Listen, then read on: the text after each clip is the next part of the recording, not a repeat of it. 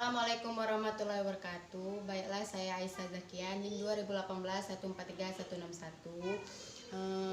Mata kuliah pengembangan pembelajaran PKN SD, tugas UTS. Dosen pengampu Kiki Aryaningrum, Magister Pendidikan. Baiklah, di sini saya akan mempresentasikan materi yang telah dipelajari. Nah, istilah kurikulum diartikan segala sesuatu kegiatan yang dipertanggungjawabkan oleh lembaga pendidikan dan diberikan kepada siswa dalam upaya mencapai tujuan pendidikan. Pengertian kurikulum menurut USPN nomor 20 tahun 2003 pasal 1 ayat 19 adalah kurikulum seperangkat rencana dan pengaturan mengenai tujuan, isi, dan bahan pelajar serta cara yang digunakan sebagai pedoman penyelenggaraan kegiatan pembelajaran untuk mencapai tujuan pendidikan tertentu. 4. Dimensi kurikulum. Kurikulum sebagai ide, kurikulum sebagai rencana tertulis, kurikulum sebagai kegiatan, kurikulum sebagai hasil belajar. Fungsi kurikulum adalah pencapaian tujuan pendidikan, tujuan nasional, tujuan institusional, tujuan kurikuler, tujuan instruksional. Bagi anak adalah memperoleh sejumlah pengetahuan atau pengalaman. Bagi guru adalah pedoman mengorganisasikan belajar anak dan untuk evaluasi belajar anak.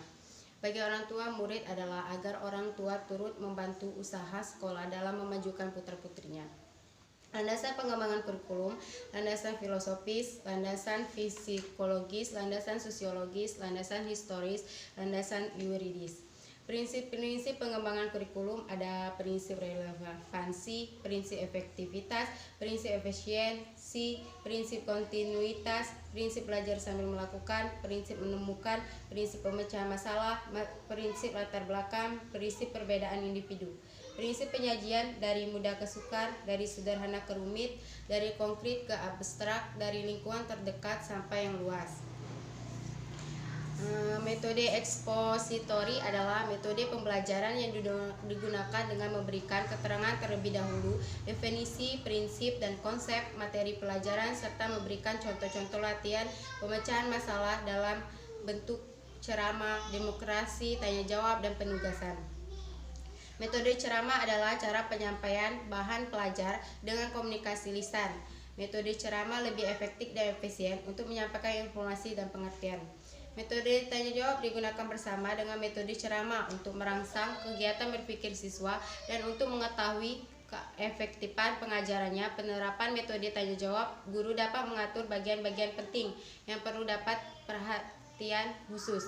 Implementasi model pembelajaran ekspositori sebagai upaya untuk meningkatkan presentasi belajar pembelajaran PKN SD siswa kelas 5 semester 1 SD Negeri Balin tahun pelajaran 2021-2022.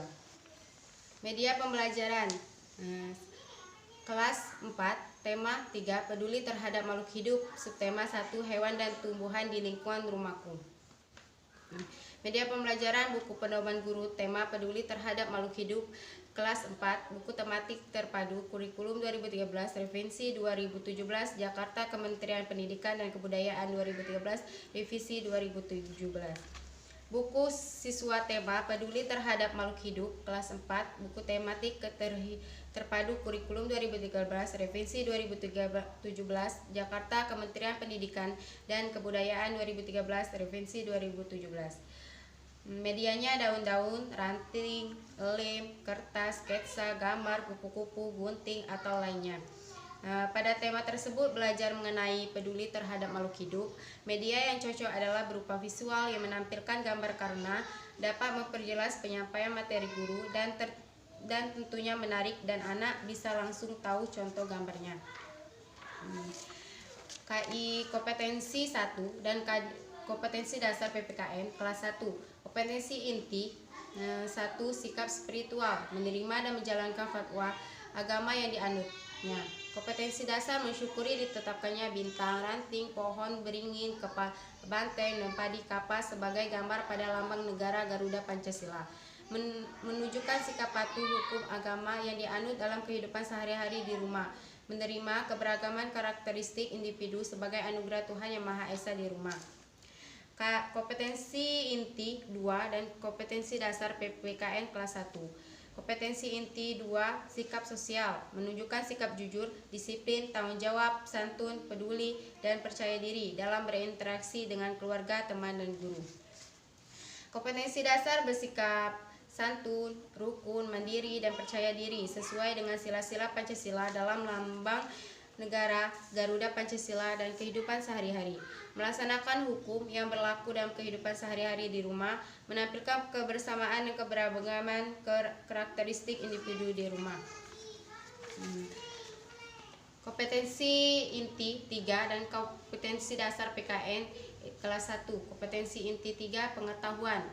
Memahami pengetahuan faktual dengan cara mengamati, mendengar, melihat, membaca, dan menanya menurut rasa ingin tahu wacana dirinya, makhluk ciptaan Tuhan dan kegiatannya, dan benda-benda yang dijumpai di rumah dan di sekolah. Kompetensi dasar mengenal simbol sila-sila Pancasila dalam lambang negara Garuda Pancasila, mengidentifikasi hukum yang berlaku dalam kehidupan sehari-hari di rumah, mengidentifikasi keberagaman karakteristik individu di rumah, mengidentifikasi bentuk kerjasama dan keberagaman di rumah.